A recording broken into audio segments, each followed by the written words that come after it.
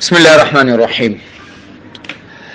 قرآن مجید کو اللہ رب العزت نے ایک ایسا کتاب بنایا ہے کہ جس کتاب میں ہدایت کا سامان بہت سارا، اسی قرآن میں اللہ نے گمراہی کا بہت سارا سامان رکھا ہے۔ یضل بہ کثیرا ویہدی بہ کثیرا، اسی قرآن کے ذریعے سے بہت ساری قومیں گمراہ ہو جاتی ہے۔ ویہدی بہ کثیرا، اسی قرآن کے ذریعے سے بہت سارے لوگ ہدایت یافتہ ہو جاتے ہیں۔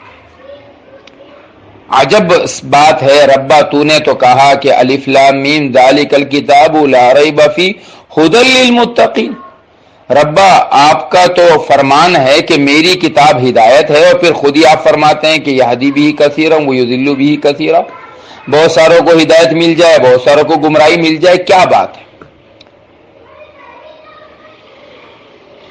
اس کی وجہ یہ ہے کہ جو آدمی قرآن کو اپنی عقل سے سمجھنے کی کوشش کرے گا وہ آدمی گمراہی کی گھڑے میں گر سکتا ہے۔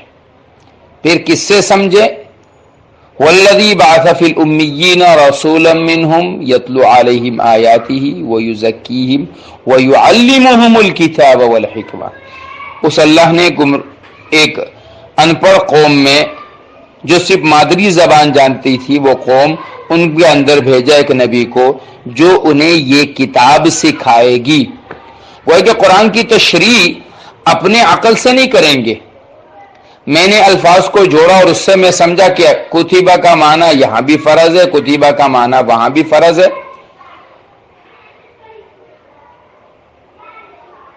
تو میرے محترم، اس کا مطلب یہ ہے کہ قرآن کی مخالفت کرنے والا سب سے پہلے اللہ کا نبی ہے، اس لیے کہ اللہ کے نبی خود 22 یا 27 مرتبہ جہاد کے لیے نکلے ہیں، باقی مرتبہ آپ نے سریے نکالے ہیں، آپ خود نہیں گئے ہیں۔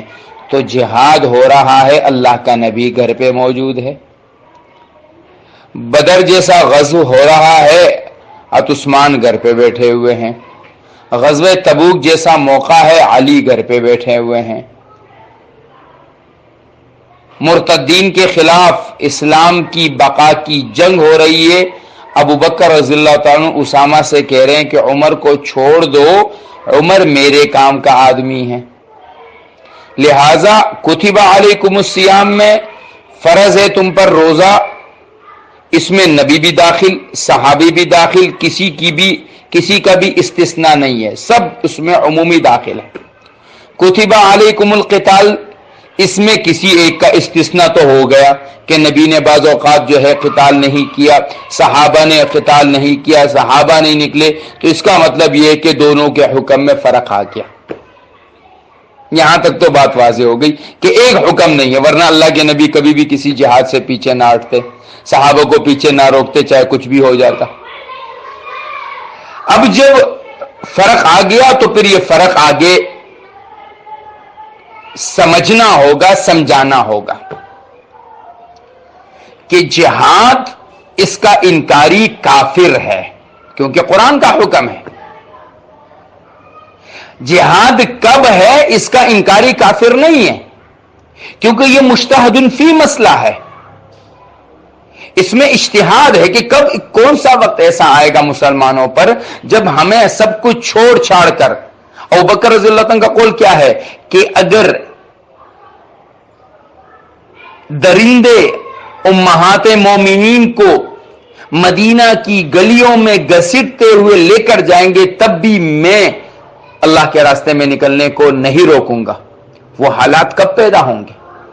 ان حالات کے پیدا کرنے کے لیے، ان حالات کے سمجھنے کے لیے آپ کو رجوع کرنا پڑے گا ان علماء، ان دارالفتہ، ان اکابر کی طرف جن کی زندگیاں اس علم کے سیکھنے سکھانے میں کھپ گئی۔ میں نے قرآن کی آیت پر اٹھائی اور میں اس کے اوپر فتویٰ لگانے لگ گیا؟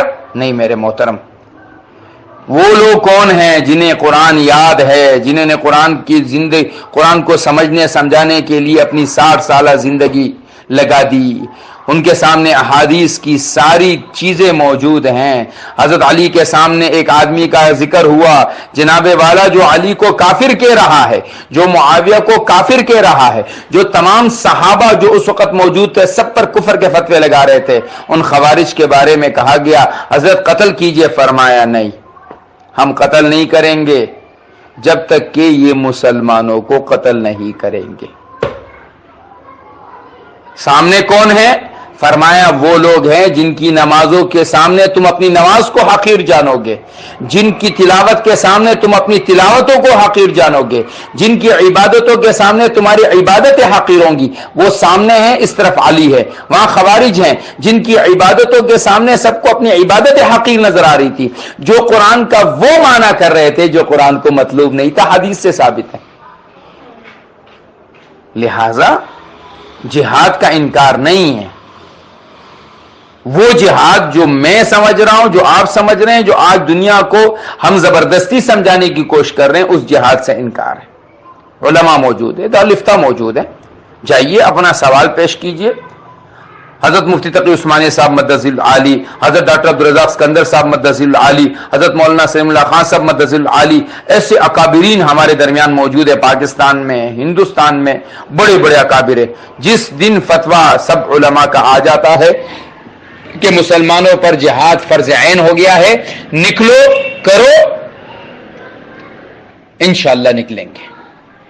باقی پاکستان پر جو حالات ہیں، یقیناً اس میں کوئی شک نہیں ہے کہ حالات ہمارے گناہوں کی وجہ سے ہے، گناہوں کی کثرت ہے، لیکن وہیں پر اللہ کا فضل ہے کہ حالات کی بہتری بھی ہے، سدھار بھی ہے۔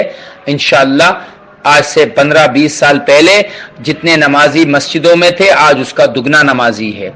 مدرسوں میں جب ہم پڑھتے تھے، ہم 20 سال پہلے مدرسے میں پڑھتے تھے، ایک آدھ شہری ہوتا تھا، آج ہمارے مدرسوں میں 50% سے زیادہ شہری طلبہ آ گئے ہیں۔ پہلے مدرسے غریبوں کے تھے، اب امیروں، کروڑپتی، اربوں پتی کے بچے وہ حافظ بن رہے ہیں، وہ عالم مفتی بن رہے ہیں، بہتری بھی ہے الحمدللہ۔ اس لیے مایوس نہیں ہونا چاہیے اور جذباتیت سے کام نہیں لینا چاہیے۔